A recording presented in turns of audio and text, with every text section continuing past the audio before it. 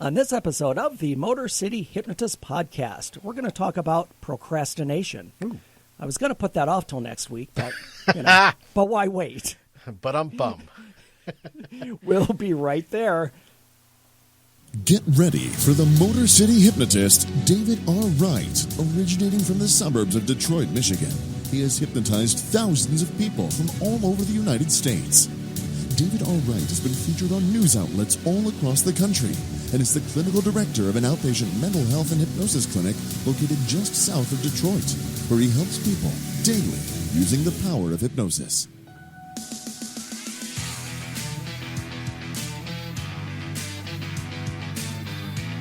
Welcome, the Motor City Hypnotist, David R. Wright.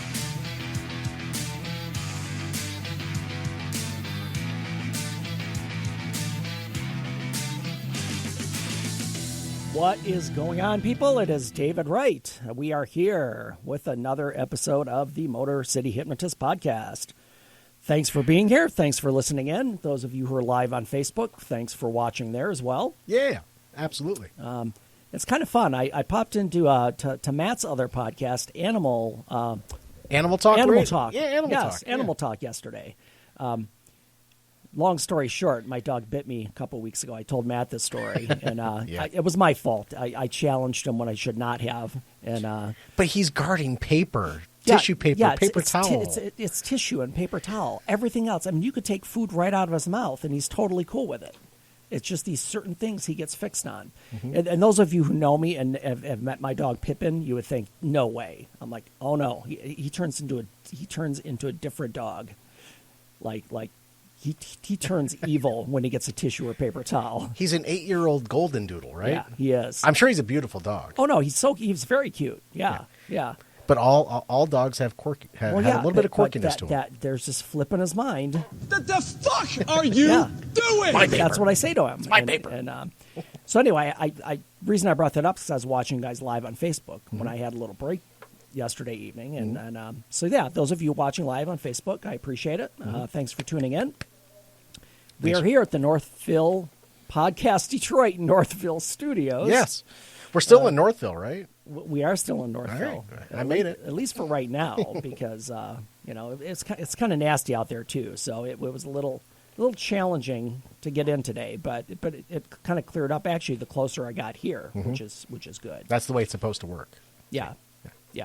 So it is the Podcast Detroit Northville Studios. I do mess that up. No, I don't mess that up often. No, not at all. Do it live. Fuck it. Do it live. I'll write it and we'll do it live. Fucking thing sucks. So I don't mess that up very often. So let me tell you where you can find me. Not enough messing around. My website is motorcityhypnotist.com. On the website, you'll find the podcast page and my store and all kinds of other cool stuff. My social media, Facebook and YouTube is Motor City Hypnotist. Twitter and Instagram are both Motor City Hypno. And I am also on Patreon. Patreon is a creator site where listeners can donate money each month and get free stuff. Like this coffee mug. I'm going to hold it carefully because there's actually liquid in here. Yeah, to your right there. Camera to your right, man. Right here. There you go. See it there. There it is. I got to be careful. I usually just pick it up with no liquid in there, but I won't say what's in it. Coffee. That's because it's a coffee mug, and I use coffee in quotations. Well, you can use anything in a coffee mug. Thus is what I'm doing right now. What Zoom? Well, I don't know what you're talking about. One of the neat things about you going live on Facebook is that your listeners and the folks that follow your Facebook page, they can actually pop in and say hi. Oh, absolutely. Yes. If you are watching live, pop in and say something because Matt will see it and I'll see it. Yep. And Vicky Respka. Oh, that's my sister. Yeah, she says, Vicky. Hi, Dave. Vicky's tuning in. That's my sis. That's my big sis. All right. Yes, that's my oldest sister. Thanks for watching. All righty, Vicky. Thanks. That's awesome. So again, Patreon is where you can find me. You can donate to the show and get cool free stuff like I just showed. On every episode, I give away my free hypnosis guide. And also, I'm going to start pushing this as well. I started a Facebook group for, it's not really just for listeners of the podcast, but for people to connect to me. It's called Empower Your Mind for Success. And this group is relating to another project that I'm working on, which is going to be an online course at some point in the not too distant future.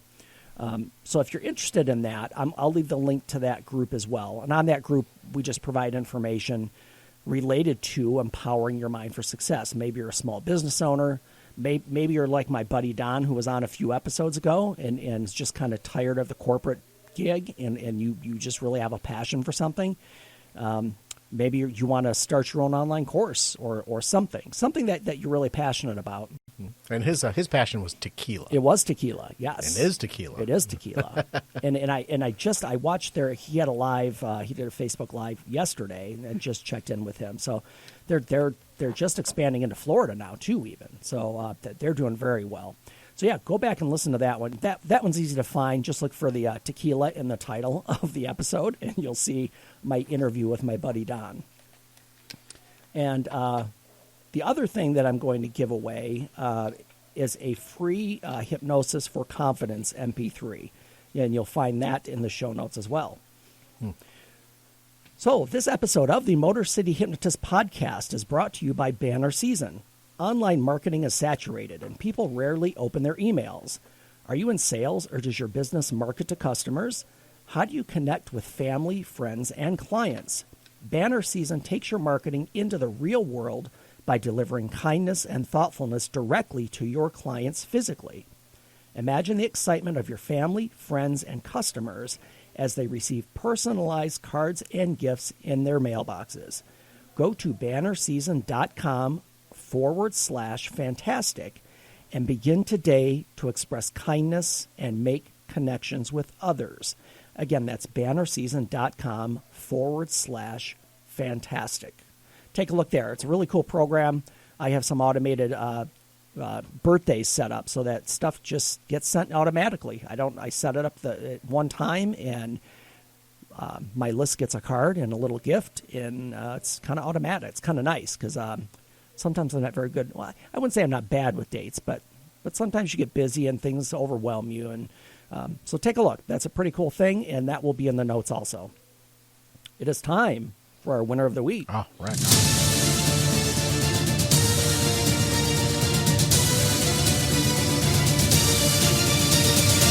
That's how winning is done. All right, this story comes from Utah. Ooh, I don't know anything about Utah. I've never been to Utah. It's one of my favorite places to actually ski in the wintertime. For real? Yeah. There's a few places out there I've been. Yeah, I've never been to Utah. That's one of the. I'm sure I've not been to other states, but yeah, never been to Utah. So this story is about a marathon runner. So a Utah marathoner who began limping from pain early on in a recent race was able to finish with the help. And this sounds funny when I read it, but follow. I'll get to the details. Sure. Was able to finish with the help of a prisoner on work release. In a Facebook post, in a Facebook post to a group for runners, Kerry Kelly said she had run just the first few miles of the Beaver Creek Marathon south of Salt Lake City on October 3rd, when various injuries caught up to her, leaving her limping in pain. Oh, poor girl. Wow, she's on a few miles, and you have 23 miles to go. Right. Yeah, that's a tough one. That becomes a real marathon. Yes. Kerry Kelly crosses the finish line of the Beaver Creek Marathon in Utah with the help of Fidel Ybarra. This is her quote. The lovely Fidel saw that I needed help and came to run by my side for the remainder of the race, she wrote, referring to Fidel, who was among prisoners on a work release helping with the operations for the marathon. During this 22 miles, we talked, encouraged each other through the hot sun and crazy steep canyon, and joked with sheriffs, Kelly wrote. Without his help, I wouldn't have been able to finish. He stated, I'm not sure why I began running with her, but I think maybe I saw a little bit of myself and other inmates in the situation. We are normally left at the back and left to our own devices. Okay. Which is it's kind of insightful for a prisoner to say that it's kind of related to it. And the story goes on. I'll leave a link to the story in the show notes, but definitely a cool thing. I mean, this guy's just out on work release. He's working this marathon, sees this woman having difficulty, and then runs the last 22 miles with her just to help her to finish. So that is why Fidel Yabar, and I'm probably butchering the name, That's all right. is our winner of the week. I hope you can hear fun. Right.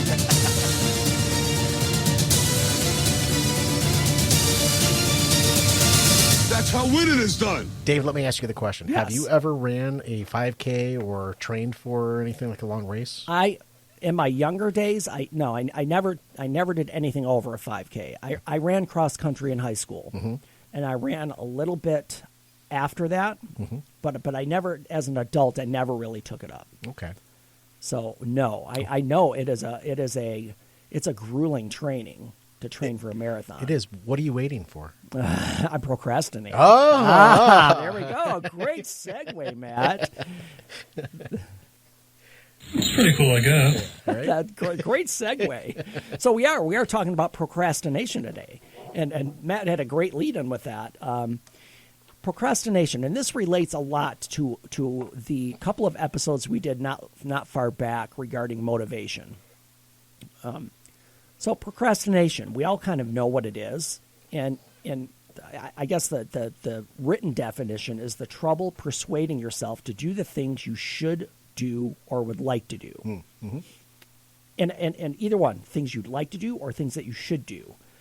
When you procrastinate, instead of working on important and meaningful tasks, you find yourself performing trivial activities. Okay. And I didn't know this when I was doing research on this. The word procrastination comes from procrastinus. It's the Latin term, which means belonging to tomorrow. Wow. Yes. Well, don't put off today what you could do tomorrow, right? That's the first time I've ever looked at that or seen that. And Oh, great Odin's raven. That light bulb goes yeah, it ding. does. It's like, wow, that's where that comes from, belonging to tomorrow. So I know that we all have procrastinated at one time or another. I'm sure I've told the stories about being in school and waiting till the night before an exam or a project or a paper is due and staying up all night to finish it.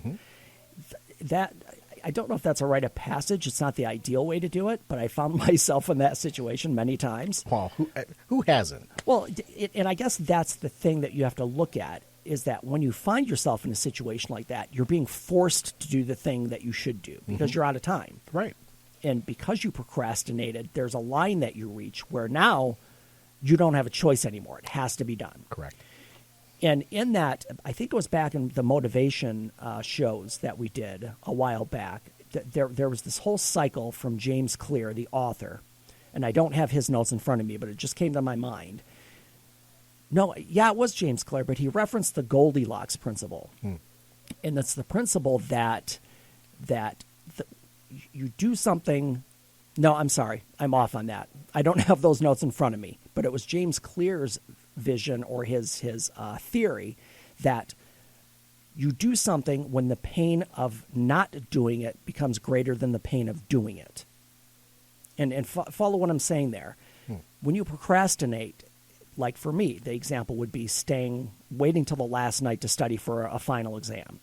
At that point, the pain of not doing it became greater than the pain of doing it. Right.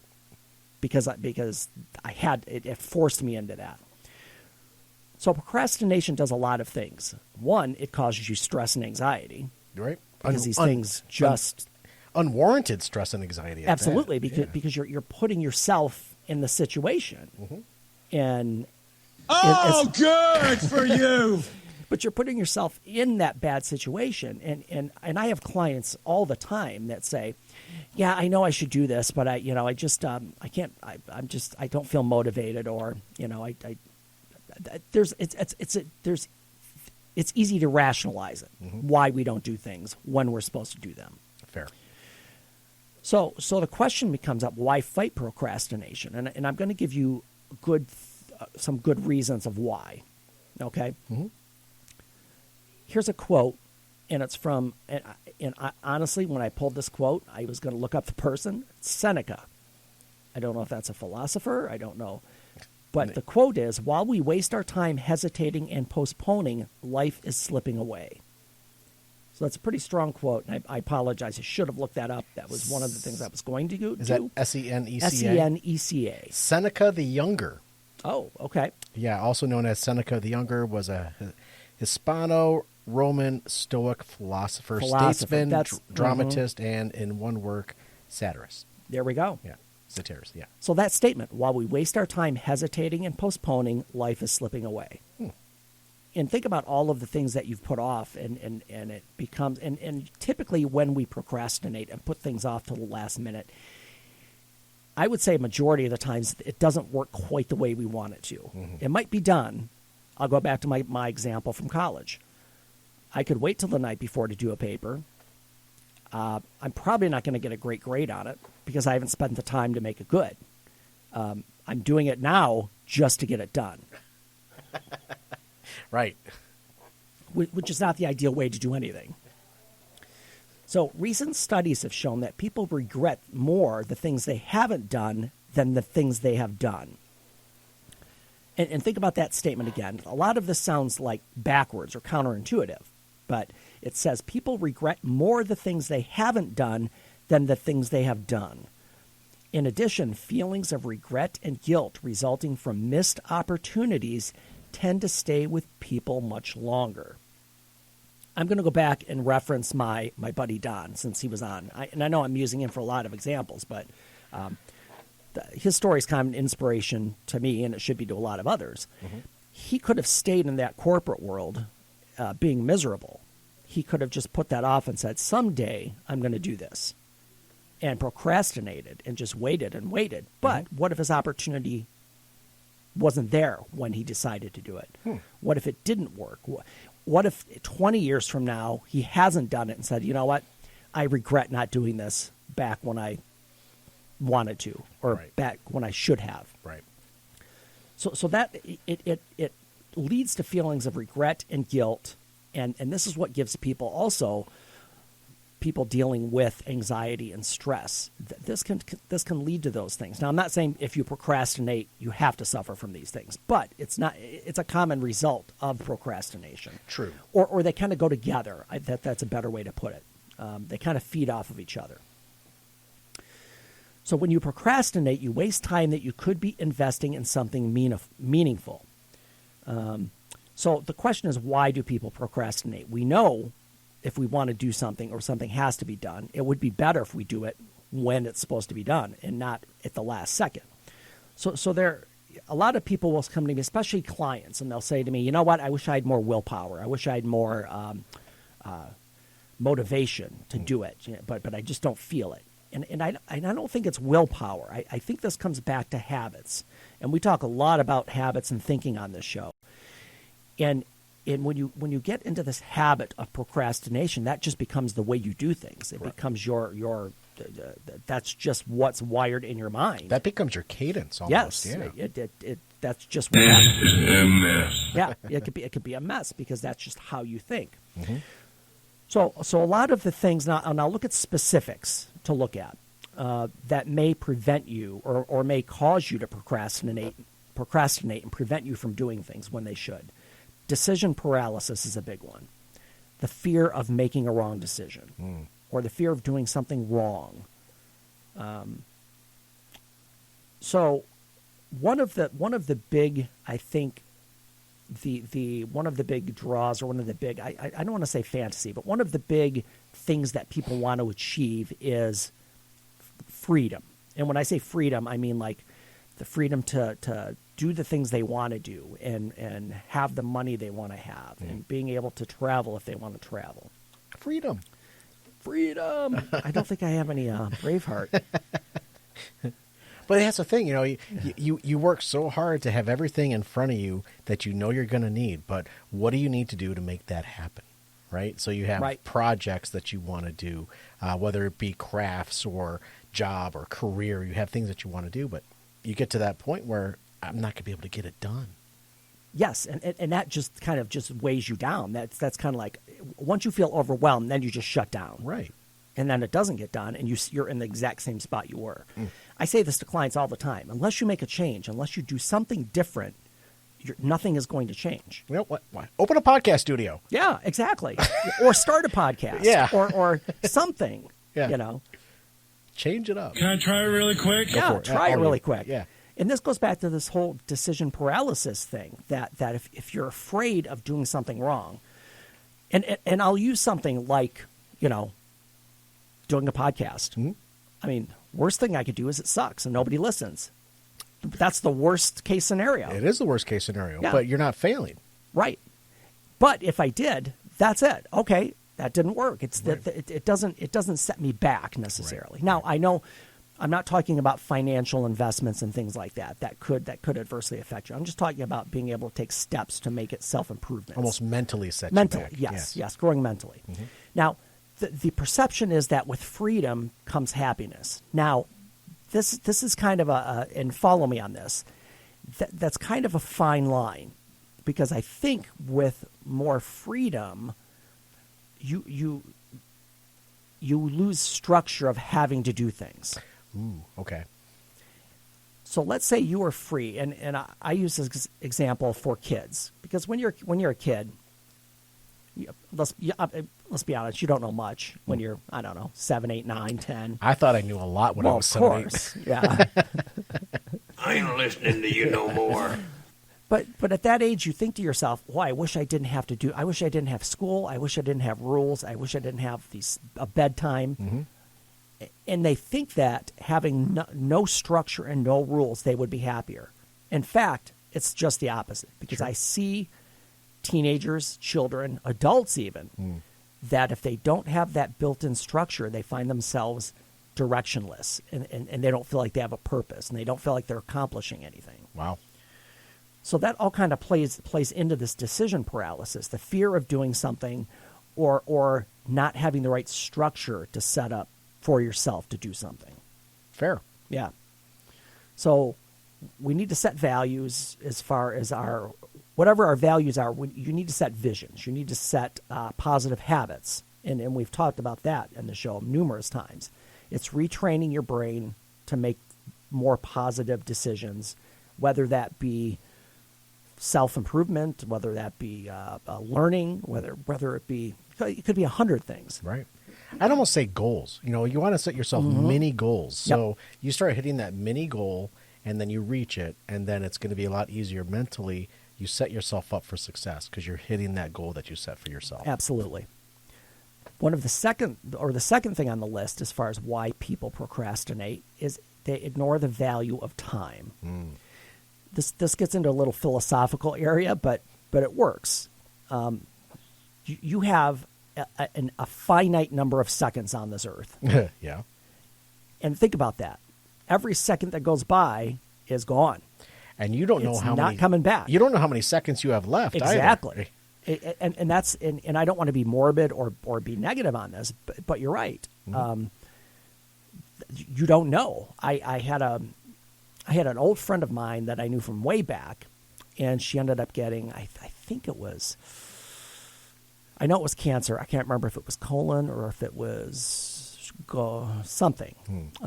Either way, though, she was only, I think, 40, 42, Wow. 44. Wow. Yeah. That's tough. And that's young. And I know everybody probably knows people like that.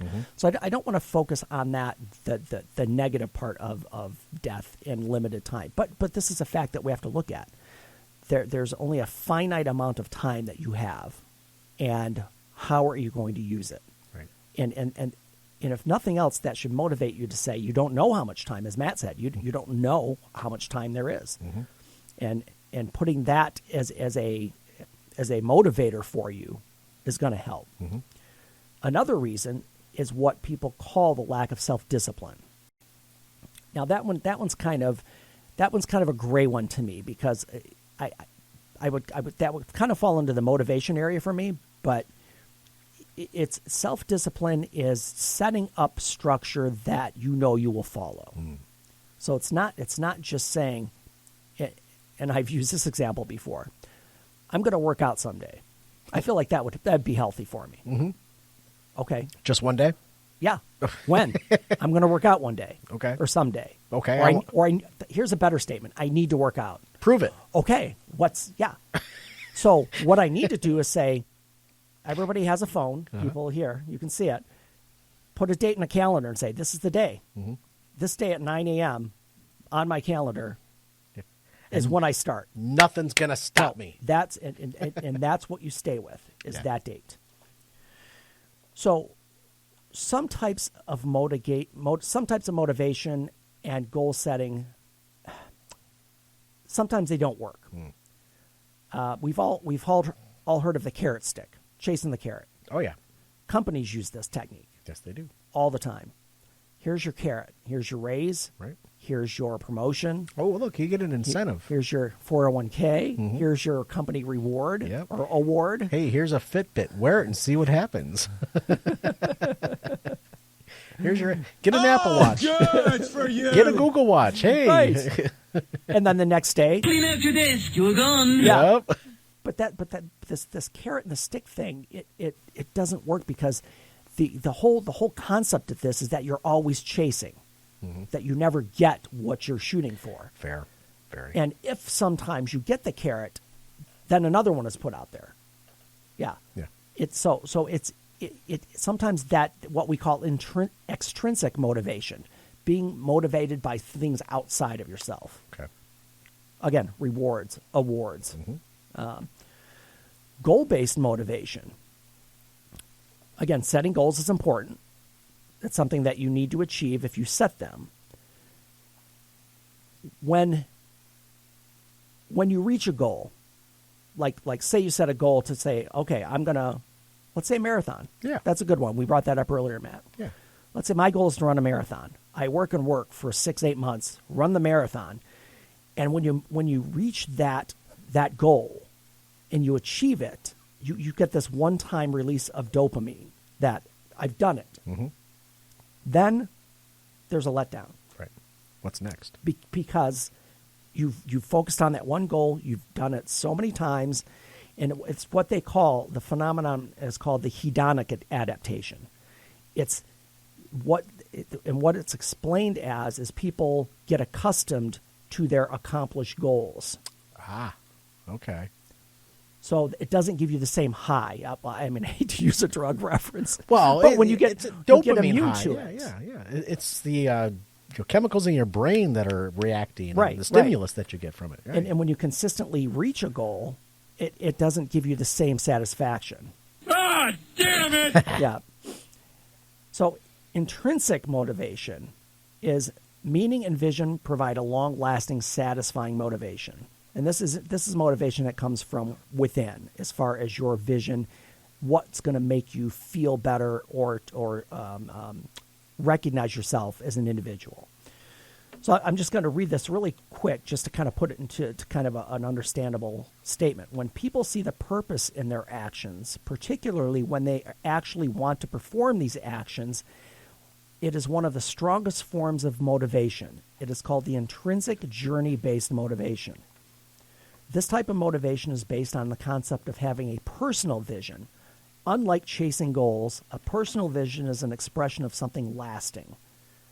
It answers the question of how you would most like to spend your time in life, and it focuses on actions, not results. Oh, okay. So in a way, it's kind of altruistic in a way, although it's for yourself, but you're getting satisfaction out of doing it, not the end of it, or the reward, or the carrot that's always out there. Because you're always eating the carrot. Yeah, because you don't have to chase the carrot; Right. you just have them. Yeah, yes, and then you eat it. Yeah. And get that release, those your brain starts to fire in a positive manner. Right? Yeah, absolutely. All right. Right. Yeah. So you get that high. Pretty cool, I guess. Yeah. You get the high. And when it comes when it's a personal vision and it comes from within, it just continues to be satisfying because it gives you satisfaction when you do it. Oh, I love it. Yeah, absolutely. So what we're going to get into is what procrastination is not. Sure. And we're going to lead with that on our next episode. Oh, since nice. we're going to wrap up here. So think about this. Just think about things that for our next episode, just kind of think, and you don't have to write them down or anything, but think of things that you procrastinate with and put them in these terms of, does that fit into goal-based motivation? Is it extrinsic or is it intrinsic motivation? Outside or when inside? you classify those, yes. Okay. Are you doing it because you're forced by something outside? Is it because of a goal you've set, or is it because it's something you really feel good about doing and it gives you internal satisfaction? And that's the way to split them up and look at what's going to be most successful for you. I look forward to that. Absolutely. In the meantime, everybody, take a look at the show notes. I get a lot of great stuff in there. There'll be notes on what we've covered today. There'll be links to all of the things that I mentioned in the beginning of the podcast. And you can also join our Facebook group, Empower Your Mind for Success. It's a private group, but just put your request in. I'll see it and approve you to come in. And we have a lot of good stuff there as well. In the meantime, change your thinking, change your life, laugh hard, run fast, be kind. I will see you next time.